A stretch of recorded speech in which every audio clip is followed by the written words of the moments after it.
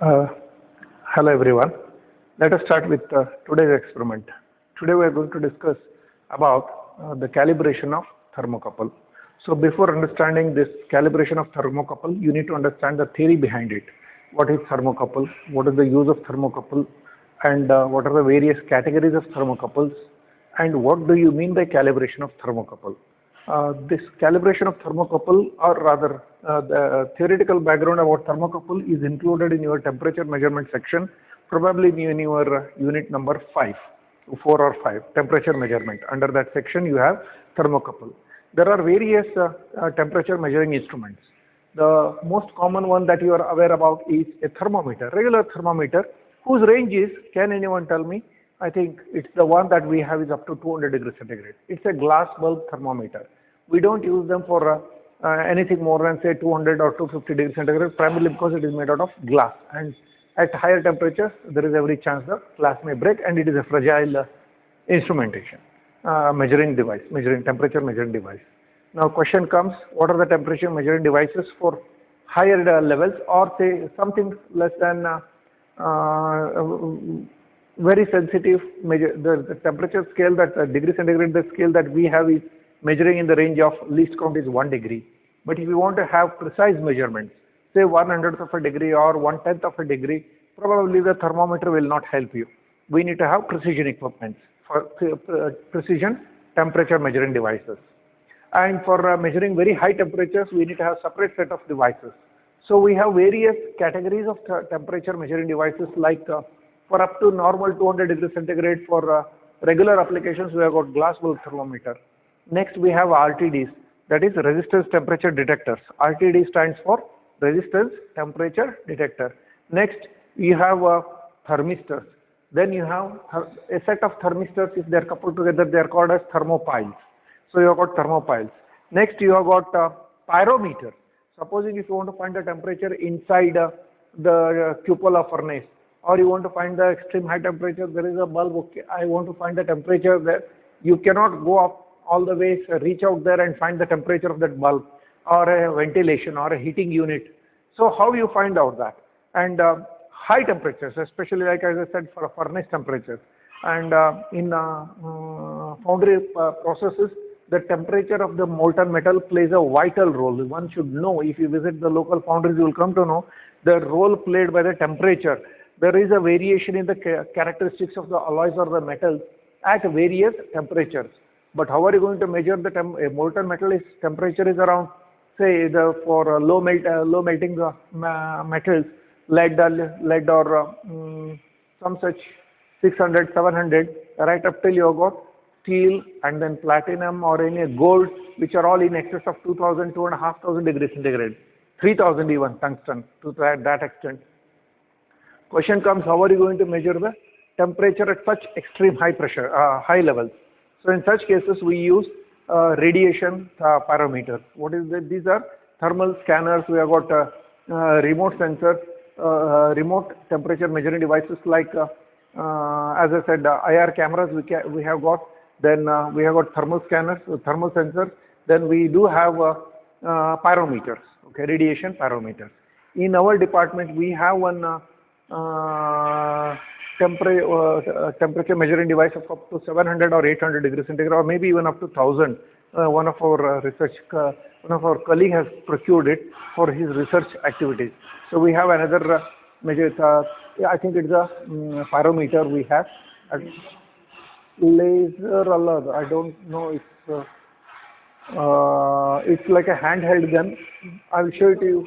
Yeah, we are Bosch. So laser operated, we do have a temperature measuring device. Anyway, I will not go into the details of all those temperature measuring devices. Let me stick now to come back to thermocouples. Thermocouples are extremely sensitive temperature measuring devices. I repeat, thermocouples are extremely sensitive temperature measuring devices who have a capacity to measure the temperatures from, say, minus 200, minus about 150, 180, sub-zero minus temperature, minus 120, minus 40, 100, from that range right up till you about 1000 to 1200 degrees centigrade, or even up to 1500 degrees centigrade measuring thermocouples we have. And the thermocouple that we have in our lab has a capability of up to 1000 degrees centigrade. 1000 degrees centigrade. So, yeah, now let me take you to our thermocouple device and then how to go about it, so how to conduct the experiment. Look at this. This is a thermocouple. Thermocouple, what, you should know what thermocouple is. A thermocouple is, this definition has been asked many a times in your exam, what is a thermocouple? And majority of the students make one or two minor mistakes in mentioning what thermocouple is all about. A thermocouple is a junction of two wires. Can you see, though it looks one, please note, this is a misconception, it is not one wire. There are two separate wires. There are two wires which are insulated with one another. You don't see the insulation, they look as if they are conjoined here and both of them are one single wire. No, these are two different wires. And those wires are, see, one is chromel, another is alumel. These are two alloys. Chromel is nothing but an alloy of 90% nickel and 10% chromel. Alumel is an alloy of 94% nickel, then 3% manganese, 2% aluminium and 1% silicon. So these are this is a thermocouple which is joined here at one end, and there is another end also. This is also joined here. Actually internally it is joined. So this is a effect called as a Seebeck effect. This was founded in 1823-24 by a scientist named Seebeck, who found out the effect of thermocouple. And what has happened is, when you have two different metal wires, I repeat, any two metal wires, they should not be same. When you have two metal wires joined at their ends, okay, and maintained at two different temperatures. Even if the temperature difference is 0.1 degree centigrade, that's good enough. So one is a hot tub, another is a cold tub. Hot temperature, cold temperature. Even here also, when you have got two temperature junctions, we call them as junction 1, junction 2. When you maintain these set, I repeat, when you have two different metal wires joined at their ends with the two junctions, maintained at two different temperatures, Seebeck found out that an EMF gets exerted, EMF gets developed across these two wires. An EMF gets developed across these two wires, and that is thermo EMF. He also identified 2 or 3 laws, and one of them says that EMF generated is proportional. I repeat, the EMF generated is proportional to the temperature difference. Less is the temperature difference, less is the EMF. More is the temperature difference, more is the EMF. And this exact concept has been used in devising or coming up with a measuring device called as thermocouple. I repeat, thermocouples are those which produce EMF which is proportional to the temperature difference. At this point, for this lab, I am limiting myself to this much background data or theory part of it. Rest of the thing will be taken up by your faculty in your theory classes, regular theory classes. You need to understand.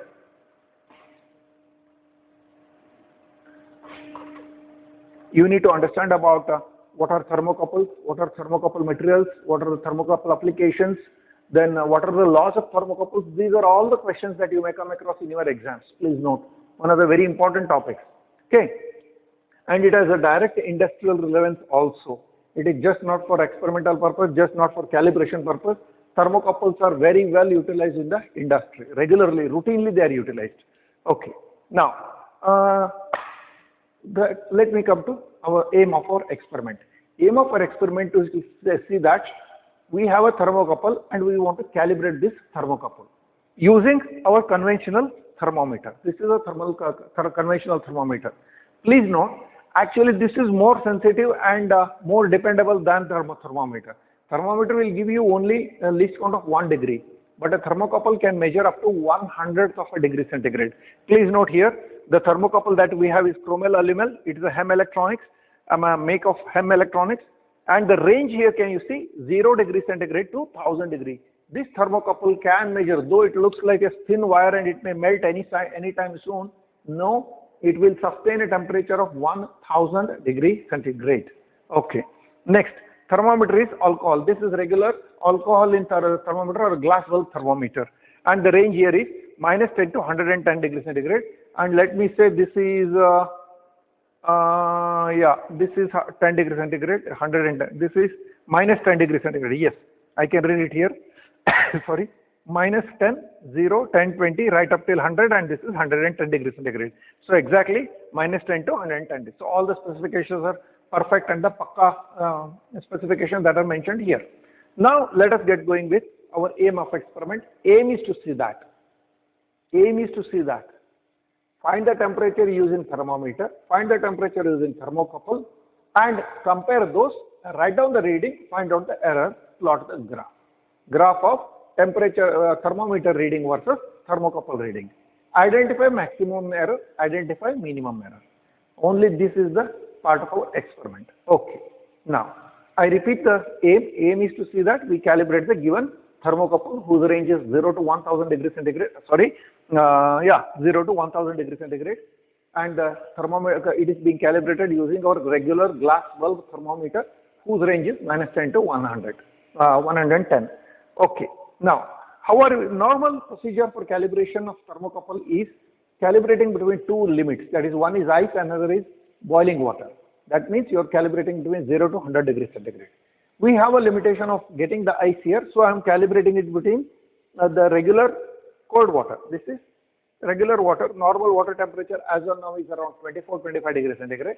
Summer it will be 27-28. Okay. We can find out how much is the temperature.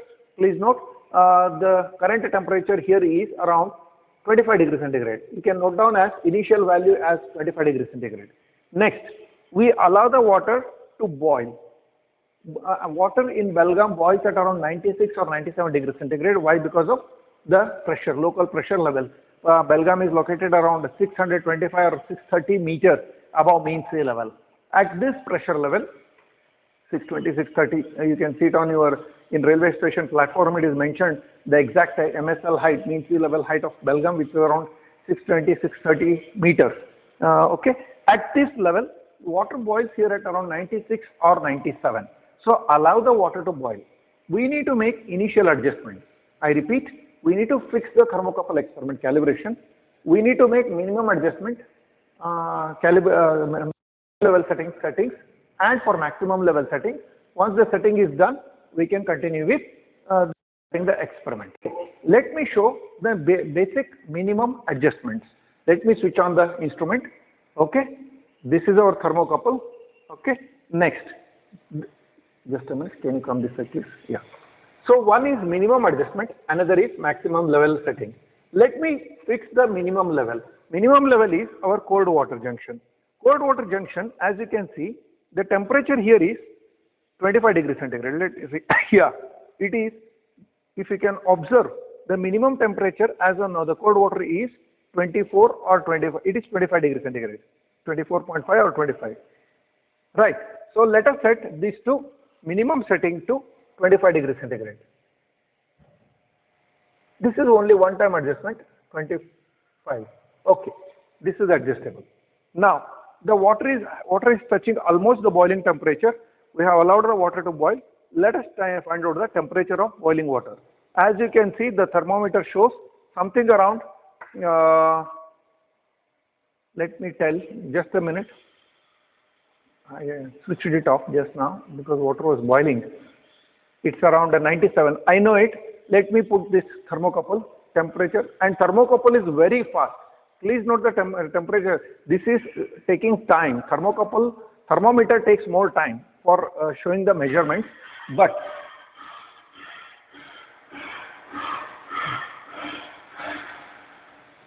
thermocouple is instantaneous. It is showing 83 as of now. But once the water starts boiling, it is around 96 or 97. So for the time being, we need to fix this. Let us allow the water to boil. Just a minute, please.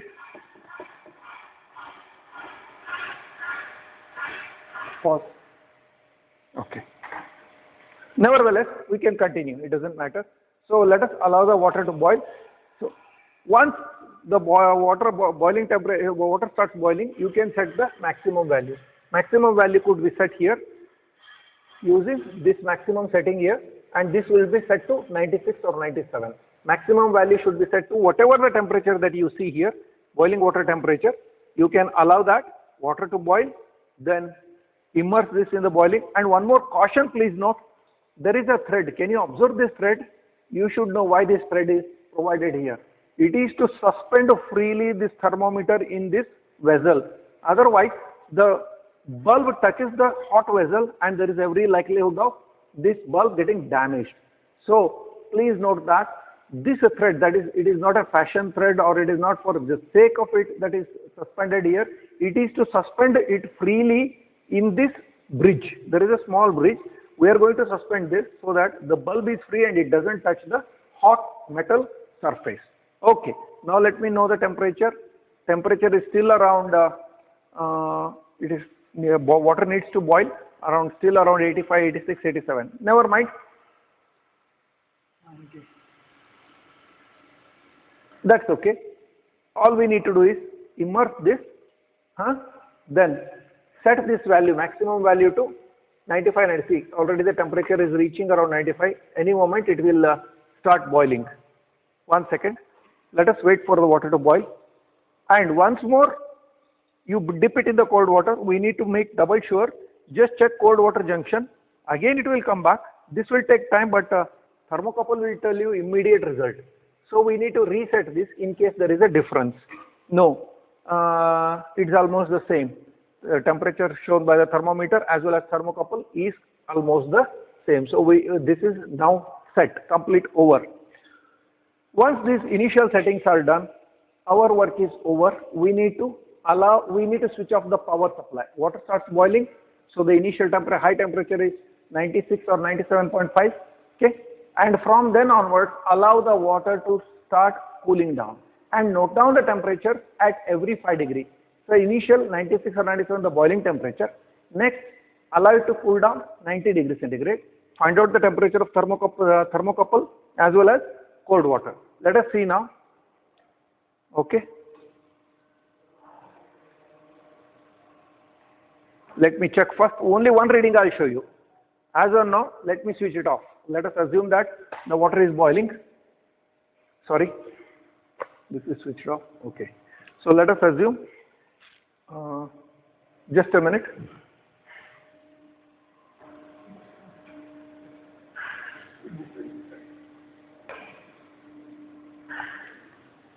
Let me take it out. Allow to cool. Once the water starts boiling, your work is done. All we need to do is keep the vessel aside. It is extremely hot. One has to take care. Okay. Now, allow the water to cool down. At every 5 degrees centigrade, just dip this thermocouple and thermometer here. Allow them to find out the temperature. Now it is seen. What is the temperature? So the temperature shown by thermometer is, as on now, is 93 degrees centigrade. And here it is 95. Please note down that reading. Thermometer, no, it is still, the temperature is rising.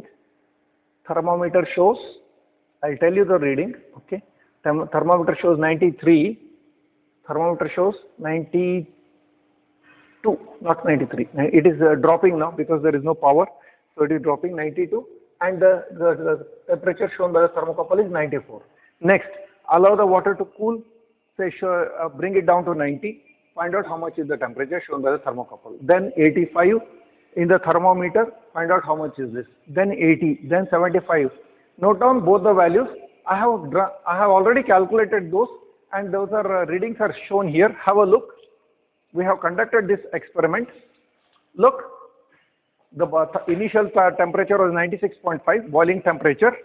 Okay, boiling water temperature was 96.5 degrees centigrade.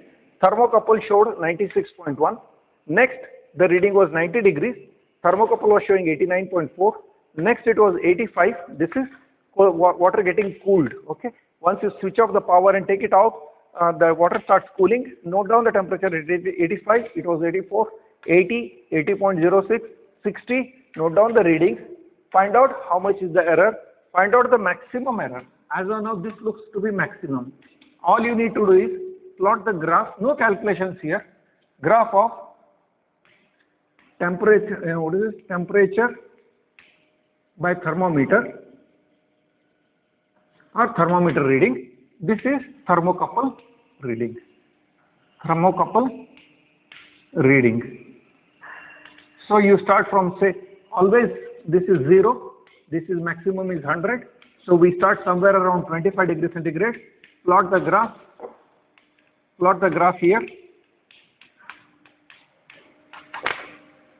and write down the scale, and then complete the experiment, find out maximum error, find out the minimum error. Next comes the important part is result and conclusion. Result is we have conducted the experiment on calibration of thermocouple, and thermocouple was found to be equally capable, and the results were comparable with the theoretical or the thermometer values. One. Next, conclusion. Conclusion should be the thermocouple was given thermocouple was calibrated in the range of 25. Please note, this is a mistake again. We don't mention this range. We need to complete this conclusion.